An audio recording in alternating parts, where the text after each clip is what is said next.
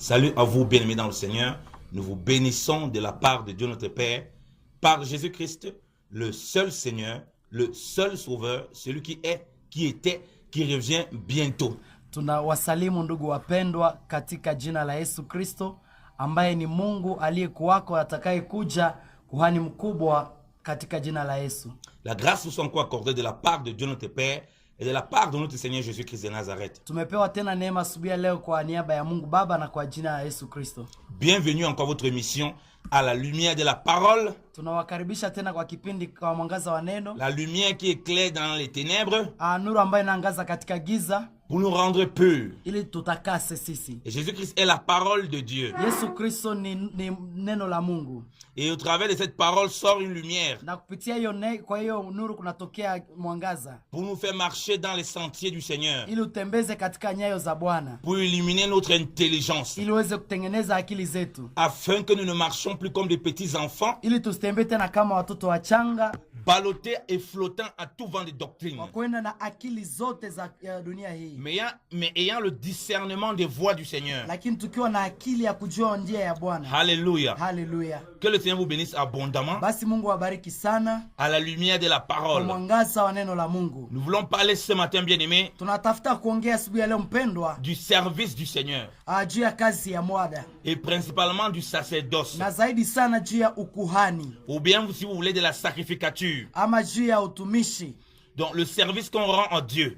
Kazi ambayo tunamtumikia Mungu. Le sacerdoce dans la parole de Dieu est toujours expliqué comme un culte, un service qui est rendu à Dieu comme un culte où on fait des sacrifices. Ukuhani ni kama utumishi ambayo inafanywa tu kila mara kwa ajili ya kutumikia Mungu juu ya kumfanyia dhabihu. Quand on voit sacerdoce, quand on voit sacrificateur. Wakati tunapoona ukuhani tunaona pia ukuhani. On voit sacrifice. Tunaona pia dhabihu. Et sous la loi, na chini ya sheria, c'était comme ça que Dieu avait donné aux enfants d'Israël de pouvoir le servir. Ilikuwa ni hivyo Mungu aliwapatia wana wa Israeli ili wamtumikie. Les sacrificateurs faisaient des sacrifices. Makuhani walikuwa nafanya dhabihu. Et vous allez voir même avant la loi. Na mtaona kabla ya sheria. Abraham.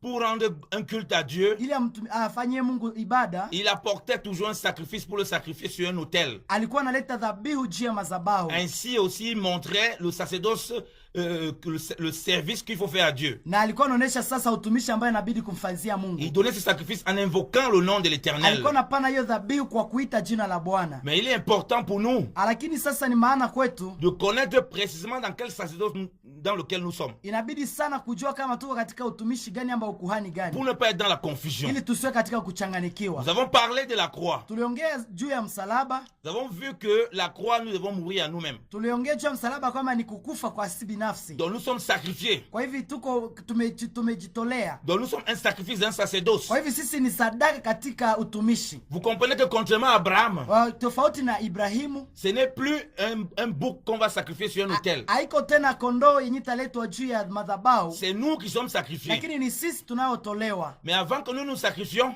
baada sisi kujitolea sasa, c'est Christ qui se sacrifie et il se sacrifie avec nous. Ni Kristo pas alijitoa pamoja na sisi. Donc avec Abraham, pamoja na Abraham sasa, on voyait d'abord que c'était Christ qui doit être sacrifié. Walionyesha kwamba ni Kristo ndiye atakayesulubishwa. C'est pourquoi on voit avec Isaac. Na ndio maana tunaona pamoja na Isaka. Lorsque Abraham va pour sacrifier son fils, wakati Ibrahimu alienda kumtolea Isaka, Dieu dit, Mungu akasema que Abraham doit lui donner son seul et unique fils. Ya kwamba Abraham tamtolea mwanae wa pekee. Le fils de la promesse. Huyo mwana wa ahadi. Le fils de l'héritage. Huyo mwana wa ahadi. C'est ce fils qui doit sacrifier. Na huyo ndio mtamtolea.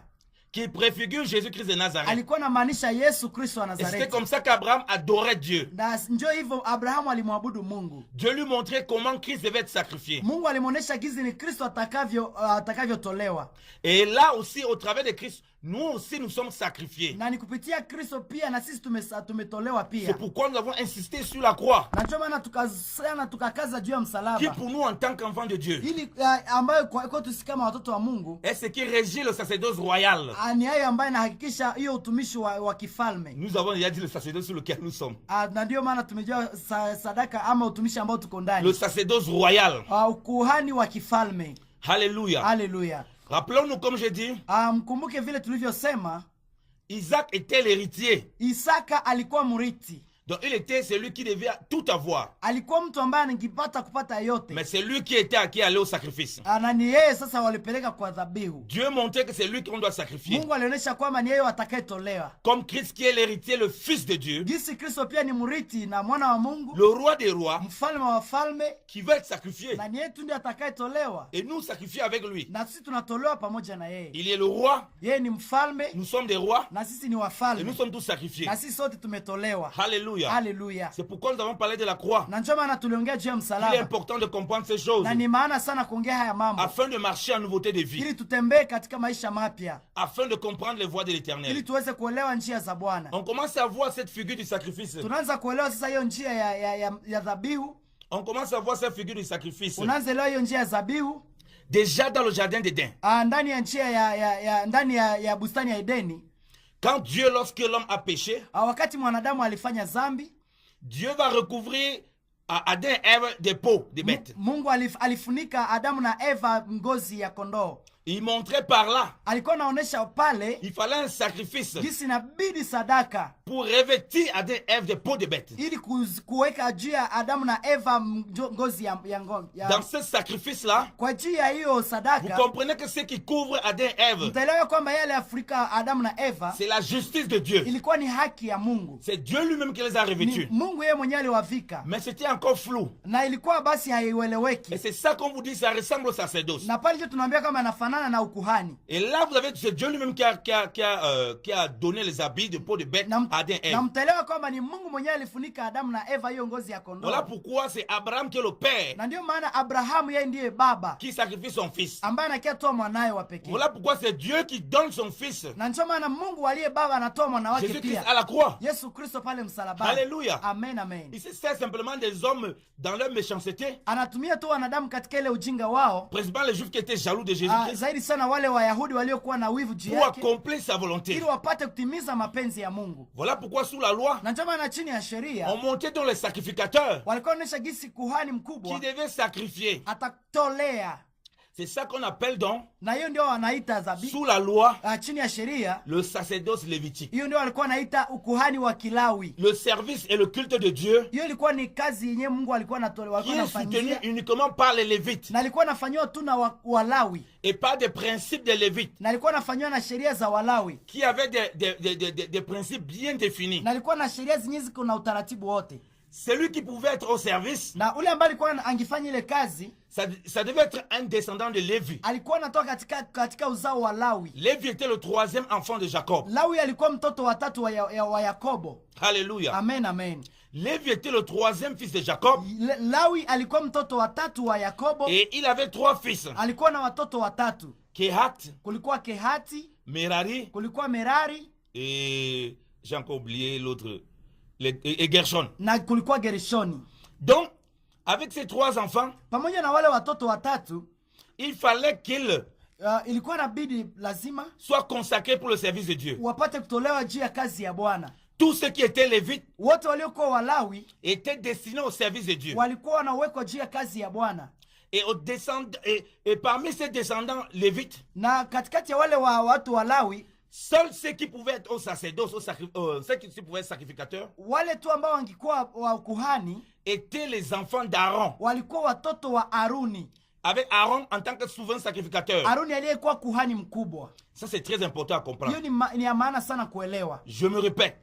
Narudi tena kidogo. Parce que ici nous sommes vraiment dans la question d'enseignement doctrinal et de révélation. Kwa sababu hapa tuko kabisa katika mafundisho ya misingi ya ufunuo. Voilà pourquoi il faut qu'on dise les choses de façon très précise. Na ndio maana inabidi kuongea mambo kabisa na hakika. Nous avons dit que le sacerdoce dans le service de Dieu sous la loi, tulisema kwamba kazi ya Mungu chini ya sheria reposait sur les Lévites. Ilikuwa juu ya Walawi. Donc c'est une des 12 tribus. Hii ilikuwa mmoja wapo ya wana ya 12 ya kabila Israeli. Les descendants de Lévi. Wale wa kabila la Lawi.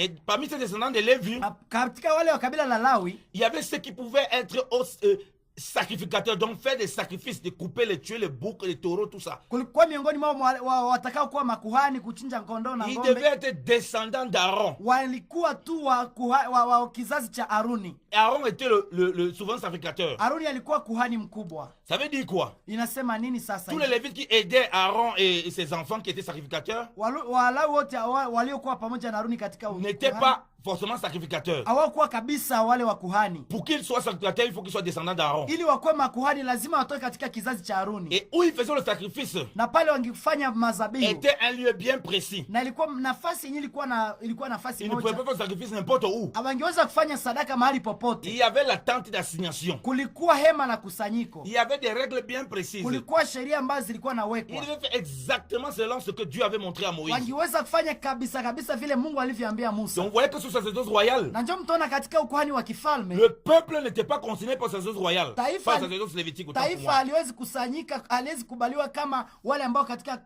katika utumishi wa Lawi. Le reste de 11 tribus n'étaient pas concernés. Wale wa kabila 11 hawakuwa ndani yake Ce kabisa. n'était pas la histoire. Haikuwa mambo yao. Quand tu mets le bouc dans le temple, Ile kuweka sadaka ndani ya kanisa, quand on répète mal les prières là-bas, je ne sais pas quoi, ile kurudia maombi kama namna gani, ce n'était pas le problème. haikuwa ndio shida yao. S'il apportait un bouc pour la prospérité, pour ses péchés, pour un quelconque vœu, Kama wangileta zabihu juu ya mambo ya kuendelea kwao, juu ya kila chochote, il devait seulement s'assurer que le bouc là était un bouc qui était net. wangijua kwamba ile zabihu ama ile kondoo haingikuwa na shaka Que yoyote. la brebis là devait être une brebis qui était nette. Ile kondoo haingikuwa yenye na mashaka yoyote. Après, ce que le sacrificateur fait avec, Ile ambayo mkuhani anafanya pamoja ça ne le nayo concernait pas. haikukuwa na kuwa juu yake mwenyewe. Vous voyez que même sous la loi, Na ndio mtaona chini ya sheria il y a une partie du peuple qui n'est même pas concernée par le service de Dieu. kuna wengine ambao taifa ingine haikuwa na kuwa juu ya kazi ya Mungu Ça yenyewe. concernait principalement Ilikuwa nafanya tu juu ya les Lévites. Walawi peke yao. Et puis encore précisément, Na zaidi sana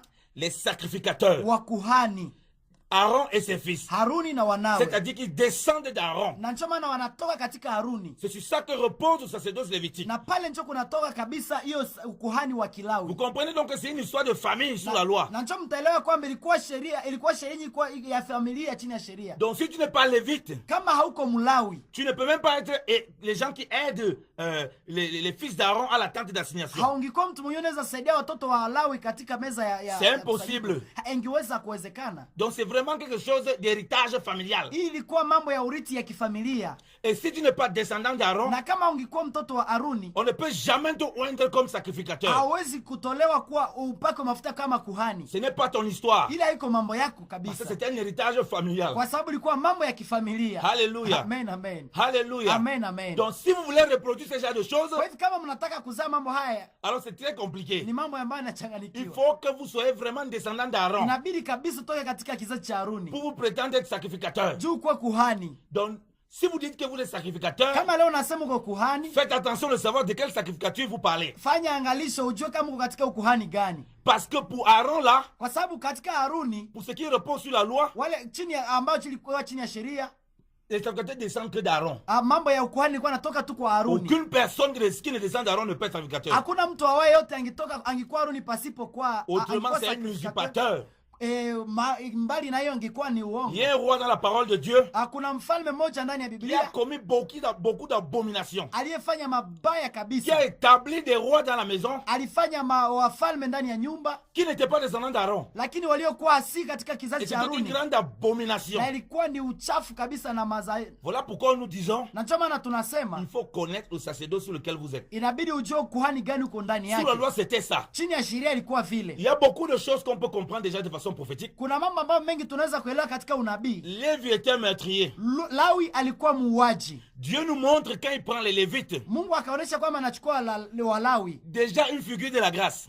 Na inaonyesha haya ya neema. C'est quelqu'un qui n'avait pas droit. Ni mtu ambaye hakuwa na sheria. Quelqu'un de qui le sang est un sang meurtrier, Aliyekuwa pasipo kuua, que Dieu a établi pour faire son service. lakini Mungu akamchagua kuwa atamtumikia. C'est contradictoire avec la pensée de l'homme. Hiyo ni mambo ambayo inaweza changanisha wanadamu. C'est Joseph qui avait été un homme droit. Ingawaje Yusufu ndiye aliyekuwa sasa mtu ambaye alikuwa Normalement, s'il faut établir le sacerdoce, sasa kwa kweli mwenye angechaguliwa kwa kweli kweli, même le sacerdoce lévitique, hata kwa ile ya Walawi on doit aller chercher la descendance de Joseph. wangitafuta katika kabila ya Parce que c'est Yusufu, lui-même qui a permis que ses frères puissent s'établir en Égypte. kwa sababu ni Yusufu ndiye aliruhusu hata hata wanawe watu. Mais Dieu ne marche pas comme ça, bien aimé. Lakini Mungu atembee vile. Il dit qu'il a choisi les choses viles. Mungu anasema alichagua wadhaifu. Les choses méprisées. Watu ambao hasiofaa. Pour confondre les fortes. Ili achanganye walio na nguvu. Alléluia. Amen, amen. Voilà pourquoi il demande de faire les choses de façon exacte. Na ndio maana anasema Musa afanye mambo kabisa sahihi. Parce que c'est une préfiguration. Kwa sababu ni mambo ambayo ni kivuli tu. C'est une ombre. Ni kivuli, amen. Non, et non pas la réalité. Haiko mambo yaliyo sahihi leo. Mais vous voyez déjà qu'on voit la grâce de Dieu. Lakini tunapoona neema ya Mungu.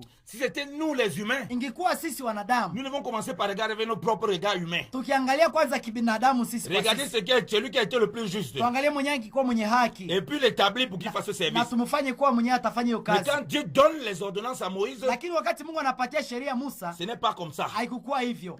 Donc voilà pourquoi, sur le plan spirituel, katika mambo ya rohoni, le plan prophétique, mambo ya kinabii, nous voyons vraiment l'amour de Dieu qui se dessine déjà là-bas. Mara moja hapa upendo wa Mungu inaanza onekana. La grâce de Dieu qui se dessine déjà là-bas. Sasa hapa na neema ya Mungu inaanza onekana. Il a pris un descendant de meurtrier, akachukua mtu aliyekuwa wa pour le mettre à son service. Alléluia. Akamfanya sasa ndani ya kazi yake. Haleluya. C'est comme nous aussi, nous étions des descendants de meurtriers. Na kama vile sisi tulikuwa wauaji. Parce que nous étions tous morts dans notre péché. Kwa sababu tulikuwa tumekufa ndani ya dhambi zetu. Comme nous étions tous en péché, sont privés de la gloire de Dieu. Watu walifanya dhambi na wakapungua na utukufu wa Mungu. Sont gratuitement justifiés par la rédemption qui est en Jésus-Christ. Alléluia. Lakini wameokolewa kwa ukombozi ulio ndani ya Yesu Kristo. Alléluia. Vous comprenez la portée prophétique de la Lévitique. Na ndio maana mnaelewa sasa katika hali ya unabii mambo ya Ulawi. Et non l'application physique. Haiko mambo ya kimwili. Parce que nous n'avons plus de boucs et de taureaux. Kwa sababu hatutoe tena ngombe na kondoo. Comme nous avons parlé de la croix. Vile tulivyoongea juu ya msalaba. On a vu que c'est nous les sacrifices. Tulisema kwamba sisi ndio sadaka. Donc il y a quand même une distinction claire et nette entre le sacerdoce lévitique et le sacerdoce sur lequel nous sommes. Na unaonesha mara moja tofauti katikati ya sabihu utumishi ya Lawi na ukuhani wa kifalme. Donc nous avons donné un aperçu. Yaani tukaongesha sasa mambo fulani. Christ est le roi. Ya kwamba Kristo ndiye mfalme. Nous sommes les rois. Na sisi ni wafalme. Christ est le roi des rois. Kristo ni mfalme wa wafalme. Comme il est mort, gisi alivyokufa, nous aussi nous sommes morts avec lui. Sisi tunakufa pamoja comme na il est enseveli, vile alivyozikwa, nous aussi nous sommes ensevelis avec lui. Pamoja naye. Comme il est ressuscité, gisi alivyofufuka, nous aussi nous sommes ressuscités en nouveauté de vie. Pamoja naye katika. Alléluia. Amen, amen. Sur le sacerdoce lévitique donc, katika utumishi wa Kilawi, comme l'a dit, c'est l'héritage familial. Tuliongea kwamba ni mambo ambayo yanatokana na familia. Voilà pourquoi vous voyez certains prédicateurs na chama mtona watumishi wengi leo qui vivent ce même sacerdoce là. Wanaishi chini ya ile ukuhani ya Lawi. Il est pasteur. Yeye ni pastor. Il établit ses fils pasteurs. Anasema na mtoto wangu atakuwa pastor. C'est les Lévites. Hiyo ni Ulawi. C'est des Lévites bien aimés. Hiyo ni Ulawi mpendwa. Il faut qu'ils regardent s'ils sont vraiment Lévites. Hein. Inaomba angalia kama kweli yeye ni Mlawi. Autrement c'est une abomination. Kama haiko hivi maana hiyo ni kuchanganyikiwa. Ce ne sont pas différents de ce roi qui établit ses propres enfants, qui établit les étrangers sacrificateurs. Alors que tofauti na wale wafalme ambao wanatia watoto wao kwa sacrificateurs ama wengine wageni kwa wakuhani. Ce n'est pas un héritage familial en Christ. Hein. Haiko mambo ya kifamilia ndani ya Kristo. C'est l'appel de tout un chacun. Ni mwito ya Mungu kwa kila mtu. Voilà pourquoi ce n'est pas quelqu'un qui doit vous consacrer, je sais pas, sacrificateur ou serviteur de Dieu. Na choma na hakuna mtu mwanaweza kuweka wakfu kuwa mtumishi ama mkuhani. C'est Christ qui vous établit. Ni Kristo ndiye anakuweka wakfu. Et les serviteurs de Dieu qui sont déjà là, na watumishi ambao sasa wako pale leo, ils vont reconnaître simplement l'appel que vous avez reçu. Watajua kweli kweli zawadi ambayo ulipewa na mwito wako. On ne peut pas vous fabriquer prophète. Hawezi kufanya kuwa nabii alors que vous n'êtes pas appelé prophète. Na haukuitwa nabii. On vous fabrique évangéliste. Wanasema hao utakuwa evangeliste. Alors que les autres frères quand ils voient que vous n'avez aucun don. Ingawaje hakuna ndani yako zawadi yoyote. Parce que le pasteur voit que vous avez bien arrangé son business. Kwa sababu pastor anaangalia kisi unatengeneza mambo yake vizuri. C'est devenu une entreprise familiale. Sasa inakuwa ni mambo ya kibiashara ya kifamilia. Et on vit donc sur le sacerdoce lévitique. Na sasa pale wanaishi katika ukuhani wa Lawi. Mais sur le sacerdoce lévitique. Na hiyo sadaka ya Lawi. Aaron peut établir ses fils comme il veut. Aroni angeweza kuweka watoto wake gizi anataka. Les descendants d'Aaron peuvent établir qui ils veulent. Na angeweza kutoa kila mtu gizi anataka. C'est une histoire familiale. Kwa sababu ilikuwa mambo ya kifamilia. Alors quand quelqu'un vous amène dans ça, so kama mtu anakuleta ndani ya hayo, faites attention, vous ramènez au sacerdoce lévitique. Angalisha anakuleta katika sadaka ya nani? Et le sacerdoce lévitique. Ukuhani wengine. Ndani ile ukuhani wa Kilawi. Il n'y a pas besoin du Saint-Esprit. Hakuna lazima Roho Mtakatifu. Il n'y a pas besoin d'être héritier. Pale ni kukuwa tu muriti. Alléluia. Amen, amen. Donc c'est la chair. Sasa ilikuwa ni kimwili kabisa. C'est la mort. Pale ilikuwa ni kifo. C'est la condamnation. Pale ni hukumu kabisa. C'est la malédiction. Pale ni laana. Parce que les sacrificateurs eux-mêmes donnaient les sacrifices pour leurs péchés. Kwa sababu kwani naye alikuwa anatoa dhabihu juu yake. Et il donnait aussi pour le peuple. na juu ya taifa. Ils n'avaient jamais la conscience nettoyée du péché. Hakuna mwenye alikuwa na dhamiri yenye ilikuwa safi Ils kutoka n'avaient sana. jamais l'espérance de la vie éternelle. Hawakuwa na tumaini ya kupata uzima Il n'y avait milele. pas la rédemption éternelle là-bas. Hakukuwa ukombozi wa milele Voilà hapana. pourquoi on répétait tous les jours les sacrifices dans Na le ndio maana temple. kila siku alikuwa analeta sabihu ndani ya Et comme vous le kanisa. savez, Na ndio kisi mnajua ils avaient un endroit précis. walikuwa na nafasi nyingi ilikuwa na C'est pourquoi, bien aimé dans le na Seigneur, ndio maana mpendwa ndani ya Bwana, quand ils vont à Babylone, wakati walienda il Babiloni n'y a plus de sacrifice. hakukuwa zabihu. Un côté ne peut pas faire un sacrifice là-bas. Hakuna mtu kuhani angeweza kutoa Il zabihu sait qu'il est en dehors de la volonté de kwa Dieu. sababu walikuwa wanajua yuko kinyume na neno la Mungu. Il ne peut pas établir son fils sacrificateur. Hangeweza kutoa mtoto wake kuwa kuhani. Il sait qu'il est en dehors de la volonté de Dieu. Alikuwa anajua kwamba iko kinyume na neno la Or, Mungu. Babylone est une figure du temps des nations Babiloni inamaanisha mambo ya mataifa. qui montre que ce sacrifice devait s'arrêter.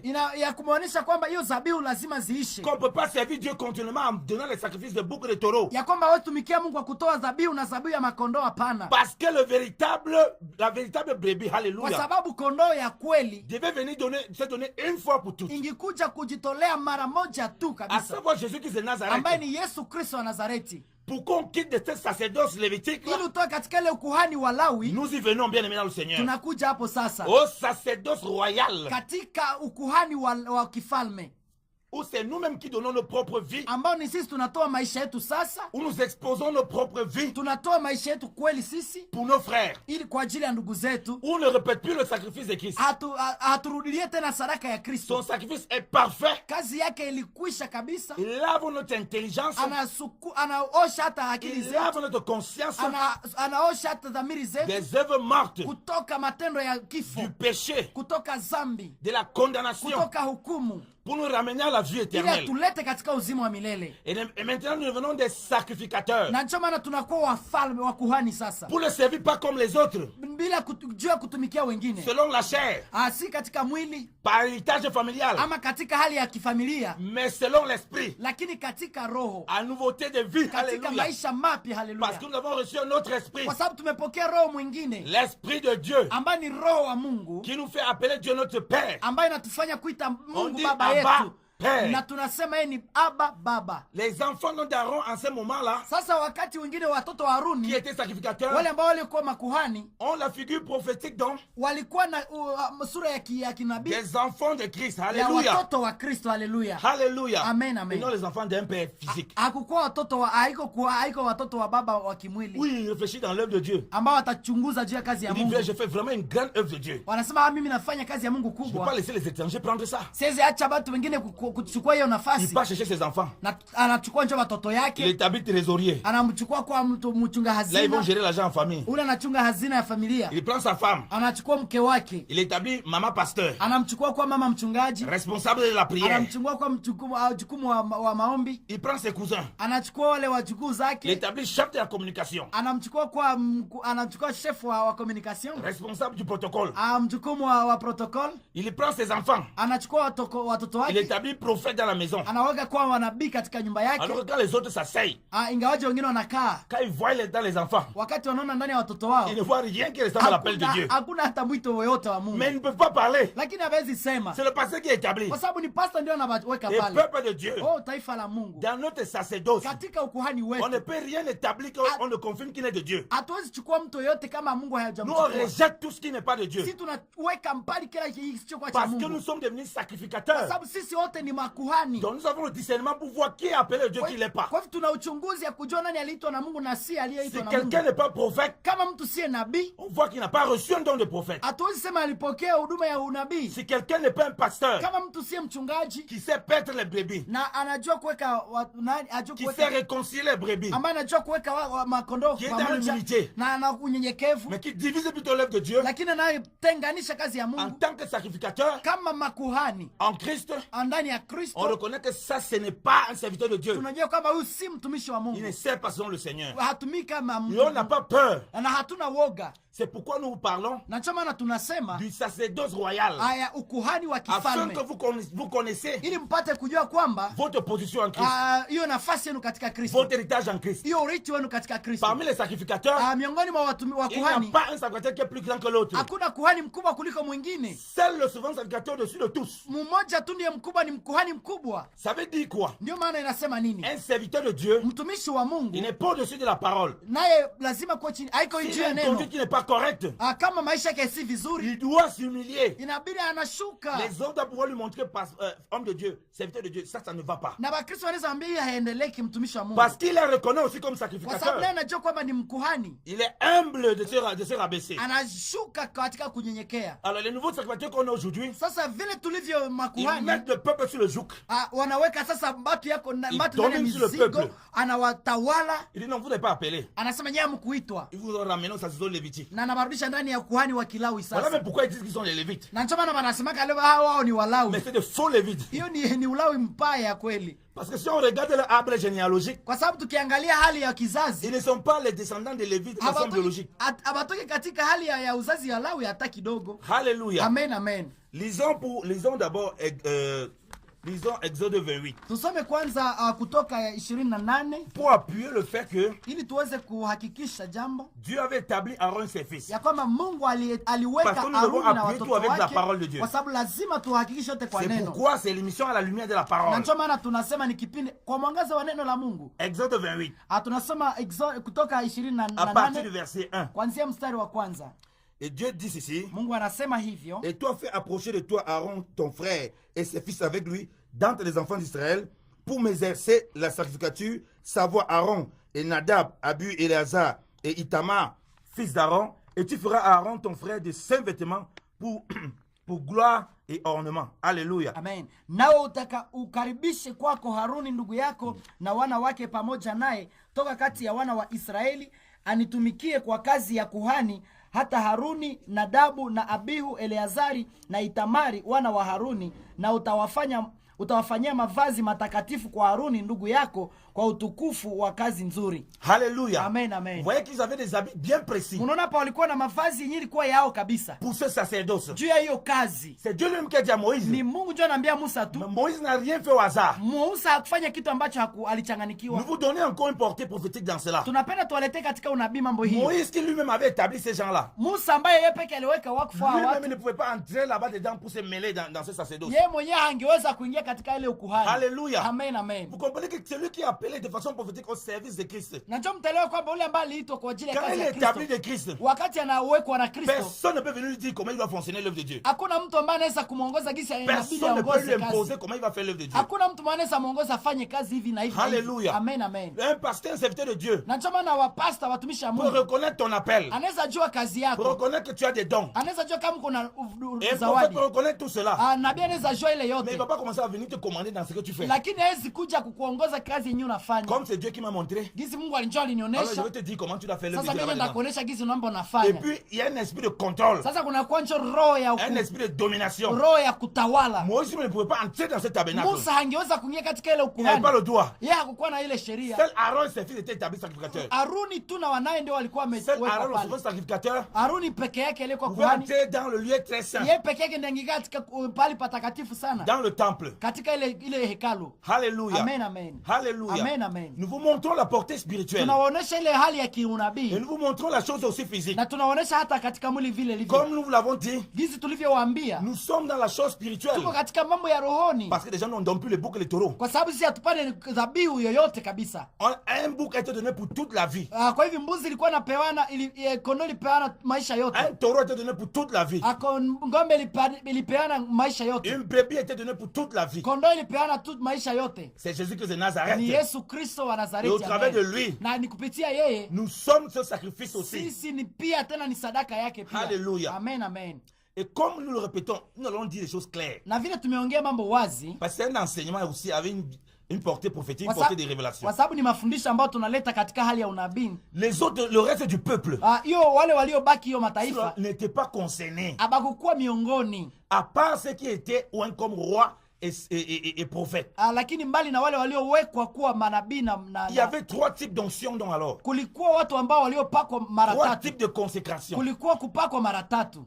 Il y avait les sacrificateurs Kulikuwa wakuhani sur lesquels tout reposait. ambao kila kitu ilikuwa juu yake. Sur lesquels les rois reposent. Ilikuwa ambao juu ya wafalme Sur walikaa. lesquels les prophètes reposent. Hata pia ambao wanabii walikaa. Alléluia. Amen, amen. Qui était oint. Alikuwa wale wajao waliopakwa. Seuls eux pouvaient parler de la part de Dieu. Wale pekee ndio waliongeza Le peuple ne pouvait cha rien Mungu. dire. Wataifa angeweza kusema chochote. Le peuple se tait. Wataifa wangenyamaza kimya. Aujourd'hui dans les églises, c'est malheureusement ce que les gens vivent. Lakini sasa ole leo watu wameishi Ils ile ne ile. peuvent rien dire. Hakuna wengine wanaweza sema Ils ne mkanisa. peuvent pas poser des questions. Hawezi uliza hata swali yoyote. Même quand le pasteur enseigne des bêtises, Hata kama pasta anasema ils mabaya, ne peuvent pas poser des questions. hawezi sema hawezi uliza. Beaucoup ont été muselés. Wengi wamefungwa On vinywa. a fermé leur bouche. Wamefunga vinywa vyao. Parce qu'on les a ramenés sur ces autres lévitiques. Kwa sababu wamewaleta ndani ya ukuhani wa Lawi Même wa quand ils voient des kitambo. bêtises que le pasteur dit, Ingawaje mapasta wanasema il n'a mabaya, pas le courage d'aller parler au pasteur. hawana haja ya kusema mbele ya Comme mapasta les enfants yao. d'Israël, Gizo wana wa ils Israeli n'avaient pas le courage de parler avec Dieu. hawakuwa na kuraja ya Ils kuongea ont na dit, Mungu. Moïse va parler avec Dieu, toi parle. Walikuwa sema tu Musa wanje uende sema na Mungu. Et puis tu viens, tu nous Na rapportes. wewe ukituambia tu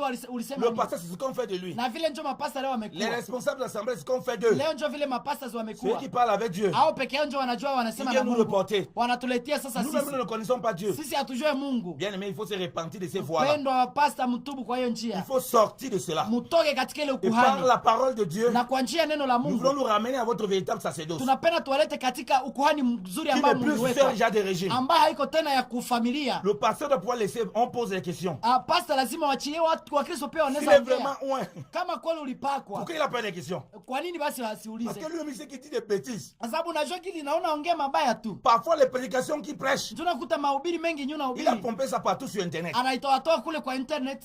Lui-même, il ne sait pas ce qu'il dit. Yeye mwenyewe hajui mambo Donc, yanayoongea. il n'a pas d'assurance. Hana hata uhakika Donc, pia. il a meilleur temps de vous faire taire. Ndio maana niko na hakika ya De kuwanyamazisha. peur que vous vous rendiez compte de son ridicule. Ili isioneshe haya yake. Alléluia. Amen, amen. Mais aujourd'hui, bien aimé, Lakini leo mpendwa, chacun doit retrouver sa place. kila mtu lazima ajue nafasi Chacun doit yake. connaître où il est établi. Jua wapi uliwekwa. Chacun doit avoir sa responsabilité. Jua jukumu yako. C'est votre responsabilité Ni jukumu yako. parce que vous êtes maintenant dans le sacerdoce du Kwa Seigneur sababu sasa uko katika utumishi wa de Bwana. vérifier ce qu'on vous enseigne, Angalia mambo unayofundishwa d'acclamer si c'est pour le Seigneur, na ufanyi kama de katika kazi rejeter ya si ce n'est pas Bwana pour le Seigneur. na utupe nya iko ndani ya Vous n'aurez Bwana. pas d'excuses devant Dieu Hakuna mtu mwenye atatoaka mambo kwa en Mungu disant que na c'est mon pasteur qui m'a enseigné des fausses doctrines. hakuna mtu atasema hani pastor wangu njali Ah, ça nifundishaka. c'est faux. Hiyo ni vibaya. Parce que beaucoup aujourd'hui Kwa sababu leo wengi veulent accuser simplement les pasteurs, wanasema hapa veulent wachungaji accuser wetu. simplement les faux prophètes. Wanasema hapa pastor Mais ndio ils oublient que akidanganya. le peuple Banasahau ya kwamba a sa mataifa responsabilité. iko na jukumu yao. Si vous reconnaissez donc que vous êtes du Seigneur, Kama unajua wa si Mungu, vous entendez ces paroles, kama umesikia hiyo vous maneno, n'allez pas endurcir vos cœurs. hautafanya moyo wako Vous allez marcher mgumu, dans la pleine vérité de lakini l'évangile. utatembea katika injili ya C'est kweli. votre responsabilité de connaître votre Na position ndio maana ni responsabilité yako kujua et nafasi de yako l'assumer en Christ. na kuifanya ndani ya Kristo. Si vous écoutez n'importe quoi qui pourrit vos oreilles, Kama unasikia neno yoyote ambayo inaozesha masikio vous yako, n'aurez qu'à vous en prendre à vous-même. utakuwa uko unajiua mwenyewe. Si vous écoutez n'importe quoi Kama utasikia chochote qui kabisa vous souille, qui vous égare, ambaye nakutenga na vous kuchafua, n'aurez qu'à vous en prendre à vous-même. utakuwa umechukua hiyo hukumu yako mwenyewe. Alléluia. Bwana asifiwe. Voilà ce que Dieu, on est sous la loi. Na ndio maana watu wengi wanakuwa chini ya sheria. Quand Dieu commence à parler à Moïse, Wakati Mungu alikuwa anaongea na voilà Musa, ce que Dieu lui-même déjà, il prépare aux enfants d'Israël. Mungu alikuwa ametayarisha wana wa Israeli Pour nous parler du sacerdoce royal. ili kutuongelesha juu ya ukuhani wa Pour nous kifalme, parler de ce qu'il va faire. ili kutuonesha yale atakayofanya. Rappelez-nous, comme j'ai dit, Mkumbuke vile nilivyosema, excusez-moi de répéter, na niyo acha mwache c'est nizirudilie. très important. Ni ya maana sana. Le reste du peuple n'était pas concerné. Wale wa taifa wengine hapakukuwa miongoni. C'était que les descendants de Lévi, dont les Lévites, Ilikuwa tu kizazi cha Lawi, qui étaient concernés par le sacerdoce, wale waliokuwa wamehesabiwa tu juu ya ile utumishi wa et Lawi, principalement na zaidi sana les descendants d'Aaron et ses fils pour le sacrifice, pour la sacrificature, le sacrifice, les sacrificateurs et donner d'autres choses pour le commandement du Seigneur. zaidi sana juu ya ukuhani ilikuwa watoto wa Lawi na wa Haruni na Haruni juu ya kupana mazabihu za kondoo na nyama juu ya kazi ya Bwana. Alléluia. Amen, amen. Et comme tu dis, on ne peut pas arrêter dans ce système-là. Na ndio maana tumesema hatuwezi bakia ndani ile utumishi ya Si on zamani. reste dans ce système-là, Tukibakia ndani ile utumishi ya on Lawi, est sous la malédiction. tunakuwa chini ya laana. On est sous la punition. tuko chini ya mapigo. Voilà pourquoi vous tournez en rond. Na ndio maana kuna zunguka Vous ne zunguka. connaissez pas votre héritage. Haujui urithi wako. Vous ne connaissez pas votre position en Haujui Christ. nafasi yako ndani ya Vous êtes Kristo. flottant à tout vent les doctrines. Uko umechukuliwa na kila elimu yote ndani ya Vous croyez que makanisa. la puissance de Dieu repose sur quelques hommes. Unawaza kama uwezo ya Mungu kutushia watu fulani Vous ne fulani. comprenez pas que vous avez tout reçu en Christ. Unasahau gisi wewe pia ulipewa yote ndani ya Que Kristo. notre sacrificateur Kujua ndani mtumishi wako. nous a tout donné. Yesu alitupatia yote. Lisons Exode 19. Tusome Kutoka 19 À partir du verset 1. kuanzia mstari wa kwanza.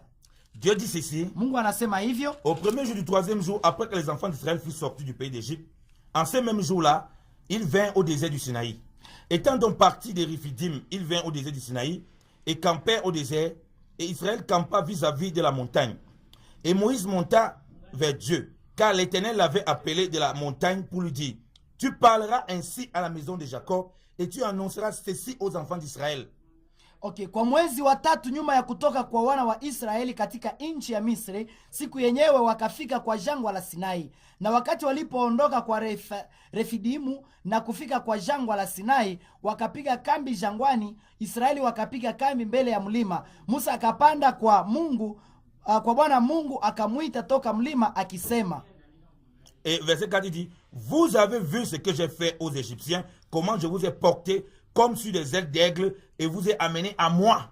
Mumeona niliyofanya wa Misri na namna nilivyo wabeba ninyi juu ya mabawa ya tai na kuwaleta ninyi kwangu.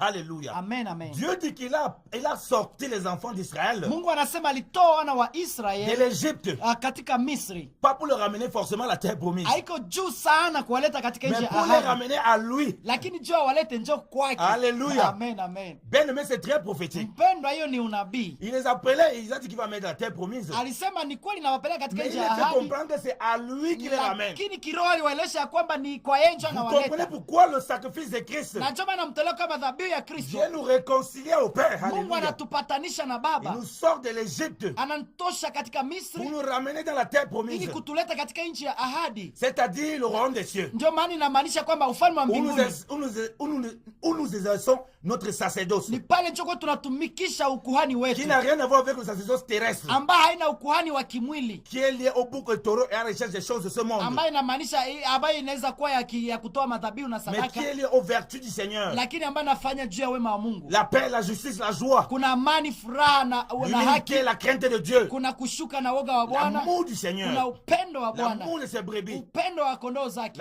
donner sa vie pour ses frères. kutoa uzima wetu kwa ajili ya ndugu zake. Alléluia. Amen, amen. Et dit au verset 5, Na kuna hiyo verse ya 5 anasema, maintenant si vous obéissez exactement à ma voix, kwa hivi basi kwa kweli kweli mkisikia sauti yangu et si vous gardez mon alliance, na kama mkishika agizo yangu, vous serez aussi d'entre tous les peuples mutakuwa katikati ya mataifa mon plus précieux joyeux, watu ambao nimependa kweli kweli, quoique toute la terre m'appartienne. ingawa vile dunia nzima ni yangu. Alléluia. Amen, amen. Dieu précise que vous serez d'entre tous les peuples mon précieux joyeux. Mungu anahakikisha ya kwamba katikati ya mataifa wote mtakuwa watu ambao Un nimewapenda sana, peuple précieux à Dieu.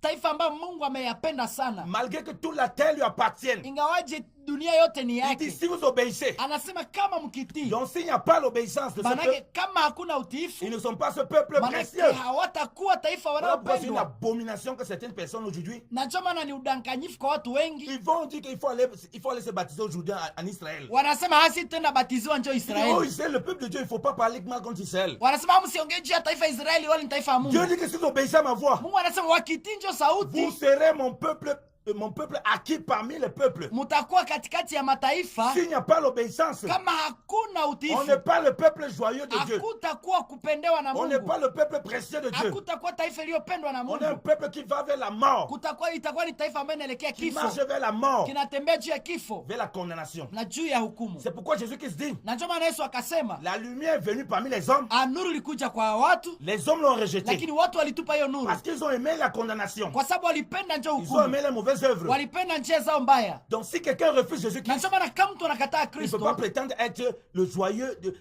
joyau de Dieu, hawezi kuwa mtu ambaye amependwa na Mungu, le peuple précieux de Dieu. hawezi kuwa mtu ambaye alipendwa na En Mungu aucun cas. hata kidogo. C'est en Christ Ni katika que Kristo c'est accompli. ambayo ilitimilika. Alléluia. Amen, amen. Regardez ce qu'il dit au verset Tuangalie 6. mahali anasema kwa 6 pale, Et vous me serez un royaume de sacrificateurs. na Alléluia. mtakuwa kwangu ufalme wa makuhani, Et vous me serez un royaume de na sacrificateurs. mtakuwa kwangu ufalme wa Oh, makuhani. nous voyons bien que dans l'application de cela, Na tutaangalia gizi matendo ya haya, le peuple n'était pas sacrificateur. watu hawakuwa kumbe makuhani, C'était que les Lévites. ilikuwa tu Walawi peke Donc yao. Dieu parle de façon prophétique. Ndio maana Mungu anaongea unabii. Si vous obéissez à ma voix, Kama mtatii sauti yangu, à ma voix, sauti yangu, Dieu a envoyé donc Jésus-Christ, Mungu alituma Yesu qui Kristo, devient maintenant qui est le Fils de Dieu, ambaye ni mwana wa Mungu, qui devient la passerelle entre Dieu et les hommes. ambaye atakuwa ni mpatanisho kati ya Mungu na wanadamu. Moïse dit dans Deutéronome 18, Musa akasema katika Kumbukumbu la Torati Dieu 19, sera un prophète comme moi, anasema Mungu ataleta nabii kama que mimi, celui qui va l'écouter, mtu atakayemsikia il vivra. ataishi, Mais celui qui ne l'écoutera pas, lakini yule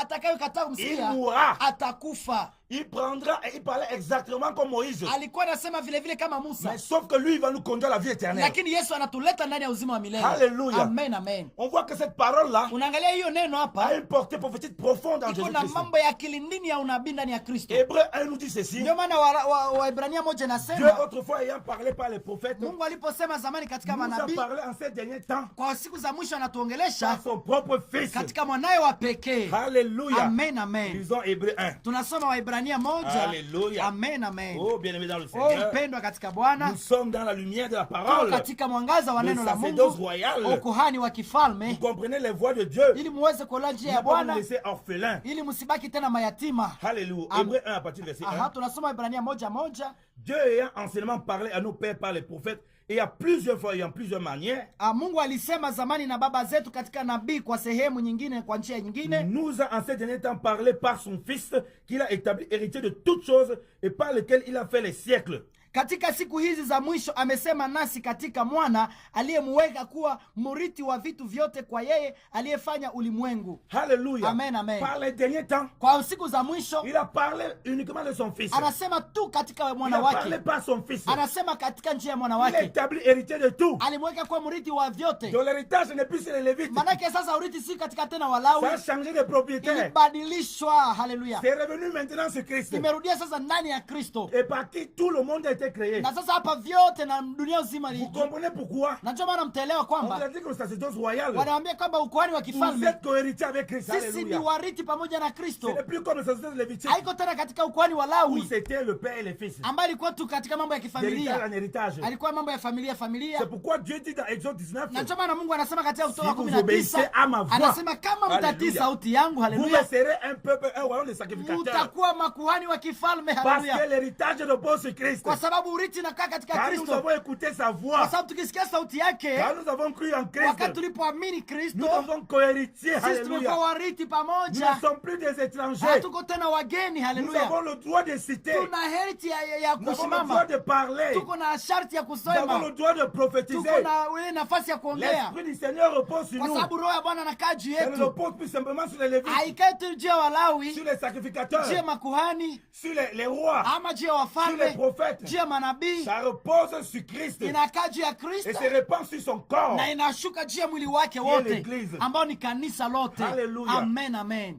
Au verset 3, Kwa hiyo vasi ya 3, il dit qui étant la splendeur de sa gloire yeye akiwa kungaa kwa et utukufu l'empreinte de sa wake personne, na chapa ya nafsi et yake faisant mwenyewe, toutes choses par sa parole puissante, akichukua vitu vyote kwa neno lake la uwezo, ayant fait par soi-même les purifications de nos péchés, akikwisha kufanya wakati yeye utakaso wa dhambi zetu, s'est assis à la droite de la majesté divine dans le lieu très haut. alikaa mkono wa kuume wa mwenye nguvu. Alléluia. Amen, amen. Ayant fait la purification des péchés, Akifanya utakaso wa dhambi zetu, s'est assis à la droite de la majesté divine akaenda kaa kwa mkono wa kulia wa dans les lieux mkuu, célestes. céleste. ndani ya ufalme. Alléluia. Amen, amen. Vous comprenez que le sacerdoce lévitique, Ndio maana mtele ukuhani wa Kilawi pourquoi il devait s'arrêter? kwa nini ilikaa Donner le bouc tout le temps, ile kupana kila siku kondoo ne pouvait pas rendre les gens la pure. haingeweza kutakasa watu. Ils avaient besoin d'un sacrifice plus excellent. Walikuwa na haja ya sadaka nyiko On zaidi dit ya donc que zile. Christ par qui est l'héritier de toutes choses. Kwa hivyo Kristo akawekwa kuwa mrithi wa vitu vyote, Qui nous a fait de nous des co-héritiers. akatufanya kuwa warithi pamoja na A yeye. aussi fait la purification des Alifanya péchés. pia utakaso wa dhambi zetu. Voilà pourquoi on ne peut pas être sacerdoce lévitique. Na ndio maana hatuwezi kuwa katika ukuhani wa Kilawi. Alléluia. Amen, amen. Voilà pourquoi Dieu dit vous serez un royaume des Na ndio sacrificateurs. maana Biblia inasema ya kwamba mtakuwa makuhani wa kifalme. Pour qu'il soit un royaume des Ili sacrificateurs, upate kuwa kuhani wa il kifalme, fallait que le peuple ne soit plus simplement lévite. itabidi wafalme watoto watu wasikotu wa Kilawi. Il fallait que le peuple s'identifie à un autre type de personne qui n'est pas lévite. Itabidi mataifa watoke katika Kilawi waende katika njia nyingine. Alléluia. Amen, amen. Il fallait que tout le peuple Itabidi wataifa wote qui était de toutes les tribus, ambao walikuwa katika mataifa yote, surtout les 11 tribus restantes, katika ile wa kabila 11 ya s'identifie à une autre tribu watoke katika ile laone katika qui n'a rien à voir avec les lévites. ambayo haina kabisa ushirika na Qui Lawi, sait pas. ili wapate kuwa pia miongoni. C'est pourquoi le sacerdoce royal Na chama na ukuhani wa kifalme n'est pas selon l'ordre d'Aaron, haiko tena chini ya sheria ya Haruni, selon l'ordre de Lévite, haiko tena chini ya Lawi, mais selon l'ordre de Melchisedec. lakini iko chini ya Melkisedeki. C'est pourquoi Dieu dit, Na chama na Mungu anasema vous me serez un royaume des sacrificateurs mtakuwa kwangu makuhani wa kifalme et une nation sainte. na mtakuwa kwangu taifa takatifu. Ce sont les discours que tu tiendais aux enfants Na d'Israël. hiyo ndio utaambia watoto wa Israeli. Montrons donc le sacrificateur selon l'ordre de Melchisedec Basi tuangalie basi vile inaonyesha ordre ya Melkisedeki, pour que Exode 19, ili Kutoka 19 verset 6 s'accomplisse pour le peuple. iweze kutimilika ile verset 6, Parce que d'après nous, sur sacerdoce lévitique, kwa sababu tukikumbuka ile sacerdoce levitique, seuls les lévites avaient le droit. Walawi tu ndio walikuwa na nafasi. Mais comme Dieu a dit qu'il faut qu'ils soient un royaume des sacrificateurs, Lakini vile Mungu alipenda wakuwa katika ukuhani wa il n'y a kifalme, que la chose des lévites. lazima abangibaki katika yale ya Lawi. Tout le peuple est concerné. Watu wote kabisa wakakuwa On a miongoni. parlé de royaume, Hapa wakasema juu ya ufalme. donc roi et sacrificateur. Hapa mfalme na makuhani. On a parlé de nations saintes. Hapa wakasema juu ya taifa takatifu. On va voir l'accomplissement de cela. Tutaangalia utimilico wa hiyo mambo. Alléluia. Amen, amen. Lisons Hébreux, bien évidemment. Tunasoma Waebrania mpendwa. Revenons dans Hébreux. Tunarudia ndani ya Ibrania. Alléluia. Amen, amen. Alléluia. Amen, amen. À partir du chapitre 5, Waebrania 5, il est écrit, or tout souverain sacrificateur se prenant d'entre les hommes est établi pour les hommes dans les choses qui concernent le service de Dieu, afin qu'il ait fait des dons et des sacrifices pour le péché, étant propre à savoir suffisamment pitié des ignorants et des errants, parce qu'il est lui-même aussi environné d'infimité. maana kila kuhani mkubwa aliyechaguliwa katika watu amewekwa kwa ajili ya watu katika maneno ya Mungu, ili atoe matoleo na dhabihu kwa ajili ya dhambi, anayeweza kuvumilia nao wasiojua na wenye kupotea, kwa sababu yeye mwenyewe ni katika hali ya udhaifu. Tellement qu'à cause de cette infimité, il doit offrir pour les péchés, non seulement pour le peuple, mais aussi pour lui-même. Or, nul ne s'attribue cet honneur, mais celui-là en jouit, qui est appelé de Dieu comme Aaron. Na kwa sababu ile imemupasa kutoa dhabihu kwa dhambi yake mwenyewe, kama anavyofanya kwa dhambi za watu, na hapana mtu anayejitwalia mwenyewe heshima hii, ila yeye anayeitwa na Mungu kama Haruni. Alors, alléluia. Amen, amen. Donc on dit que le sacrificateur, le souverain sacrificateur, Biblia hapa inasema huyo kuhani c'est mkubwa Dieu qui l'a ni établi Mungu aliyemweka wakfu parmi les hommes. katikati ya watu. Alléluia. Amen, amen. Pour offrir des sacrifices, Ili afanye kutoa dhabihu pour les péchés du peuple juu ya dhambi za wanadamu et pour lui-même. na juu yake On mwenyewe. dit bien comme Aaron était appelé. Biblia inasema vile Haruni Comme nous avons vu alivyoitwa, Exode 28. vile tulivyoona 24 ya Mais Kutoka. regardez ce qu'on dit par rapport à Christ. Sasa tuangalia hapa vile wanaoviongea juu ya Kristo. On dit de même aussi, Anasema na vivyo hivyo Christ ne s'est point glorifié lui-même pour être souverain sacrificateur. Kristo hakujitukuza mwenyewe kuwa kuhani Mais mkubwa, celui-là l'a glorifié qui lui a dit, lakini ni yeye aliyemwambia kwamba c'est toi qui es mon fils. wewe ndiye mwana wangu, Je t'ai engendré aujourd'hui. leo nimekwisha kukuzaa. Alléluia. Amen, amen. On comprend que ce ceux qui sont établis le sacerdoce royal, unaelewa kwamba wale ambao wamekuwa katika ukuhani wa dans le kifalme, sacerdoce selon Christ, katika ukuhani katika Kristo, ils ne sont pas les fils d'Aaron, hawako tena katika ukuhani wa ils sont les Haruni. fils de Dieu. Wale ni watoto wa Mungu sasa. Alléluia. Amen, amen. C'est depuis l'héritage familial Haiko charnel. tena urithi wa familia, C'est l'héritage divin. ni urithi wa kutoka Ils mbinguni. sont fils de Dieu. Wale ni watoto wa Mungu. Par Christ, ils ont reçu l'esprit du Père Katika Kristo walipata roho wa qui baba les fait crier Abba Père. ambaye anawafanya kulia Aba Baba. Dieu dit Mungu akasema hapa qu'il est souvent sacrificateur Christ. ya kwamba Kristo ni kuhani mkubwa. Et il dit au verset 6, Kwa hiyo hapa sasa shairi la 6, comme lui dit aussi dans un autre endroit, kama anavyosema pahali pengine vile vile, tu es sacrificateur éternellement wewe ni kuhani mkubwa milele na milele, selon l'ordre de kwa Melchisedec. mfano kama Melkisedeki alivyokuwa. Alléluia. Amen, amen. Tu es sacrificateur Wewe ni éternellement kuhani mkubwa wa milele selon l'ordre de kwa Melchisedec. mfano kama Melkisedeki alivyokuwa. Vous comprenez que dans le sacerdoce royal, donc, Mtaelewa kwamba katika ukuhani wa nous kifalme sommes sacrificateurs sisi ni makuhani éternellement. milele na milele, Parce que le sacrificateur, souvent sacrificateur, kwa sababu kuhani mkubwa il ne meurt pas. hakufi, Et les sacrificateurs qui font avec lui na wale makuhani wanaofanya ne pamoja na meurent yeye pas non plus. hawampendi pia. C'est pourquoi Christ a dit, Na ndio maana Kristo akasema, celui qui croit à moi, anayeniamini mimi il a la vie éternelle. amepata uzima wa milele, Il ne vient plus à la condamnation. hakuji tena kwa hukumu, Il est passé de la mort à la vie. lakini anatoka kifo mpaka uzima. Alléluia. Amen, amen. Appuyons avec, on va revenir en hébreu là. Appuyons avec Jean, vite, avec Jean, Tuhakikishe ile chapitre mambo 5. katika Yohana 5. Jean chapitre 11, autant pour moi. Samahani, Yohana 11. Appuyons avec Jean chapitre 11, bien aimé. Tuhakikishe katika Yohana C'est 11 comme le temps court aussi kwa là. sababu muda imekimbia kweli. Jean chapitre 11, Yohana à 11 partir du verset 25. kuanzia mstari wa 25, Il est dit dans la parole. Biblia inasema hivyo. Jésus lui dit à Marthe, je suis la résurrection et la vie. Celui qui croit en moi, encore qu'il soit mort, il vivra. Yesu akamwambia, mimi ni ufufuko na uzima, yeye anayeniamini hata anapokufa ataishi, Et quiconque vit et croit en moi ne mourra jamais. na kila mtu mwenye uzima na kuniamini mimi hata kufa hata milele. Crois-tu cela? Unaamini haya? Alléluia. Amen, amen. On revient dans Hébreu. Tunarudi katika Waebrania. Le souverain sacrificateur, lui, vit éternellement. Kuhani huyo mkubwa yeye anaishi milele. Il dit que celui qui croit en lui, Anasema naye muamini huyo lui kuhani ne mourra jamais. hata kufa naye pia. Alléluia. Amen, amen. Même quand il meurt physiquement. Hata kama kimwili anaweza toka Vous kimwili. comprenez pourquoi ça ne peut pas être un héritage familial? Na choma mtaelewa kama haiko mambo ya Je ne kifamilia. peux pas être prophète, mon fils devient aussi prophète. Siwezi kuwa nabii na mtoto wangu aende kuwa Alors que Dieu ne nabii. l'a pas appelé. Kama Mungu Je ne hajamuita. peux pas être pasteur, j'établis mes enfants pasteurs. Na choma nampasa wanayosema mtoto wangu ni pastor On ne tena. transmet pas ça. Haiko mambo ya kupatiana kimwili. C'est un héritage divin. Ni mambo ya urithi wa Mungu. On reçoit de Dieu la sacrificature. Kupokea ufalme kutoka kwa Mungu hiyo ukuhani. Alléluia. Amen, amen.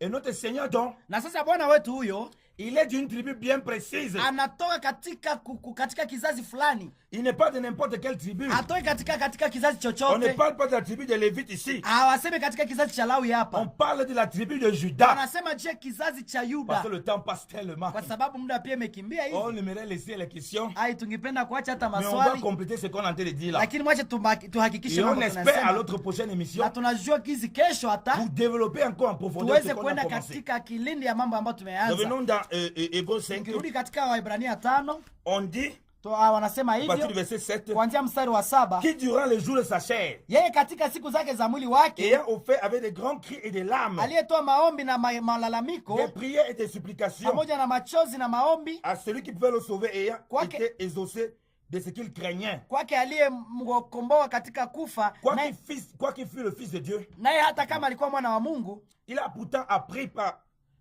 l'obéissance par les choses qu'il a souffert. alijifundisha kutii kwa mateso haya aliyompata. Il a été consacré, il a été l'auteur du salut Naye alipokwisha kukamilishwa akakuwa mtengenezaji wa wokovu wa milele pour tous ceux qui lui obéissent. kwa wote wanaomtii. Alléluia. Amen, amen. Étant appelé de Dieu Alipoitwa na Mungu à être souverain sacrificateur kuwa kuhani mkubwa selon l'ordre de kwa Melchisedec. mfano wa Melkisedeki. Alléluia. Amen, amen. Il n'est pas appelé sacrificateur Hakuitwa tu kama mfalme selon l'ordre d'Aaron. kama mtu wa wa Aaron sheria avait des Haruni. péchés. Haruni alikuwa na Il zambi, donnait le sacrifice pour son propre péché. Et alikuwa pour le anatoa péché naye du peuple. zabihu juu ya zambi zake na juu ya Aaron pouvait taifa. mourir. Haruni angikufa yeye, Mais souvent, ce sacrificateur-ci, lakini huyo kuhani il mkubwa ne huyo meurt plus jamais. hakufi Il kabisa. nous dit même que nous-mêmes, Anasema hata quand pia nous sisi croyons, nous ne mourrons plus wakati jamais. tunapomwamini sisi La hatutakufa. mort physique, Hiyo mambo ya kifo ya c'est simplement kimwili un passage. hiyo ni kupita tu. Alléluia. Amen, amen. Nous vivons éternellement avec lui. Tunaishi milele pamoja na yeye. Ça, c'est le sacerdoce Hiyo royal. ndio kuhani wa kifalme Où on vit par l'esprit. ambao tunaishi Où kiroho, on vit par la foi. tunaishi katika imani, Où on sait dire en nouveauté de vie. tunaishi katika maisha mapya, En nouveauté d'intelligence.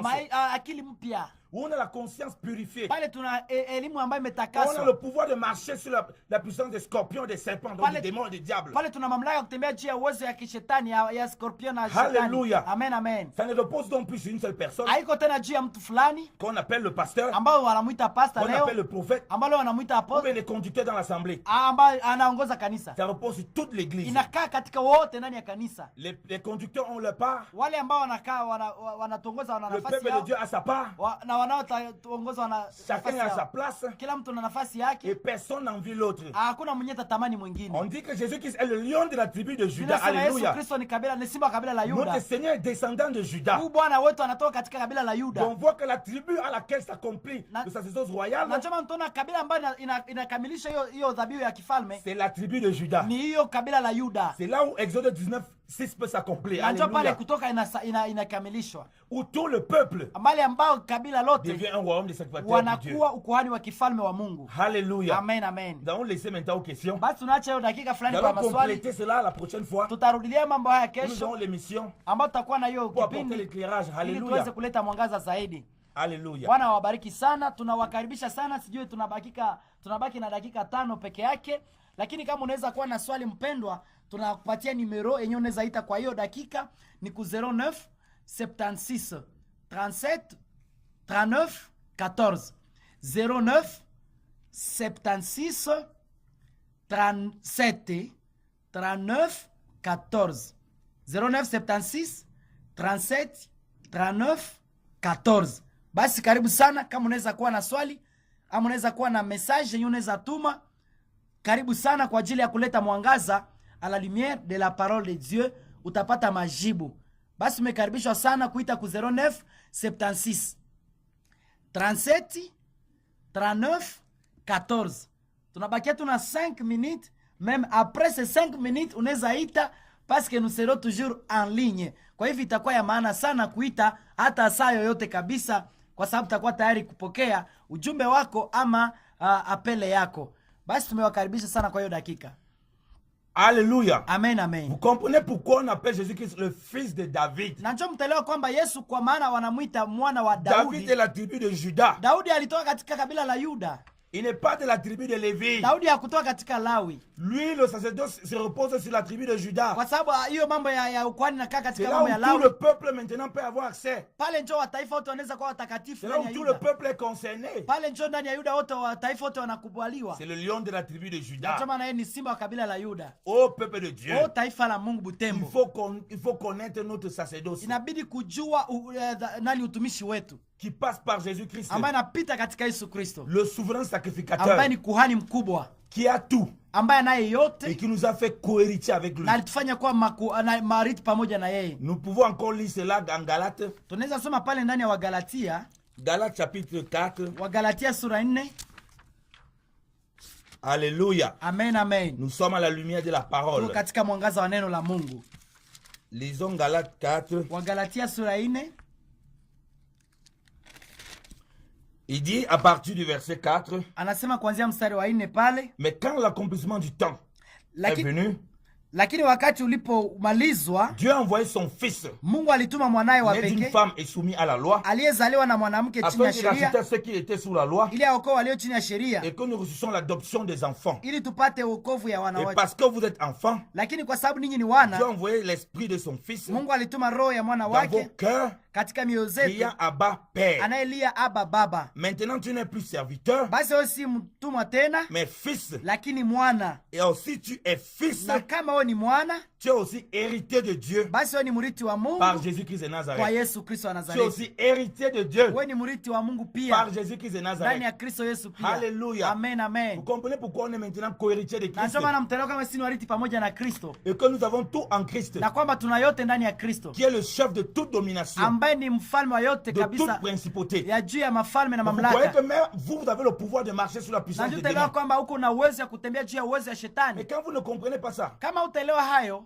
vous serez toujours séduit. utakuwa tu juu ya machanganyiko ya Que le Seigneur watu. vous bénisse abondamment. Basi Mungu awabariki sana, Puis tu donnes le programme, mon na frère. ninapenda niwapatie kwa hiyo dakika tu, kwa sababu tumemaliza programu yetu, kwa sababu nilisema ukiita unaweza ku 0976 37 39 14, lakini kama unapenda pia tuendelee kushirikiana na we, unaweza kwa dakika yoyote.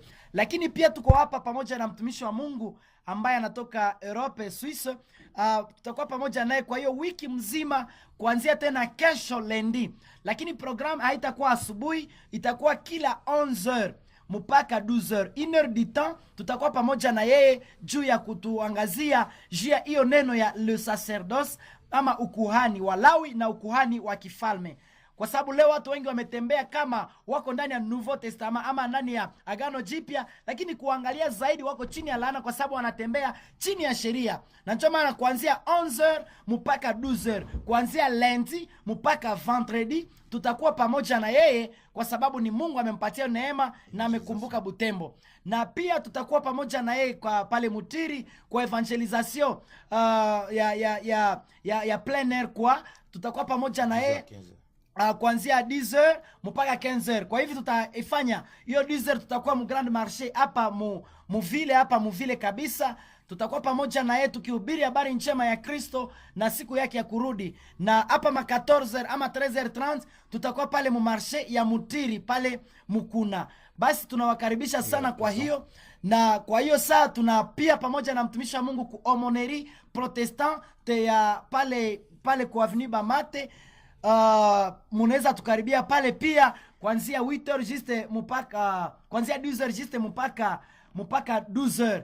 Kama unaweza jiunga pamoja na sisi, unaweza kuja pia kesho kuanzia 16h juste kwenda ona ba prisonnier, kwa sababu tuliona vema kutembelea pia wafungwa, maana ni mapenzi ya Mungu pale ka concret ama ka kuangura 16h juste paka 18h juste. Unaweza jiunga na sisi, na ndio maana nimekupatia nimero nyone zaita ya 0976 37 39 14. Unaweza muita, ni nimero yake zaidi kama unajua français, ama kama unaweza ita ku nimero ya Kiswahili, unaweza ita ku 09 99 86 49 18 09 99 86 49 18. Basi Mungu awabariki sana. Leo kesho leo tutakuwa kwa bakako angura pale kwenda na ba prisonnier. Mardi tutakuwa kwa ba lepreux kwenda ona wale batumishi ya Mungu ambao wanakaa pale Katwa, na Mungu atawabariki kama mtajunga na sisi, hata unaweza kuwa na msaada. Na tutakuwa pale kumeri hiyo mardi kuanzia 9h mpaka 10h pamoja na jeunesse yote ya Butembo pamoja na mtumishi wa Mungu kutoka Swiss. Tutakuwa pale kumeri kuanzia 9h juste mpaka 10h juste, na jeunesse mzima mu grand salle pale kumeri ya Butembo. Basi Mungu awabariki sana, na mshinde salama na Bwana Yesu. Amen. Amen. Soyez abondamment bénis. Mbarikiwe sana. Amina. Merci Seigneur. Amen, amen. On va prier.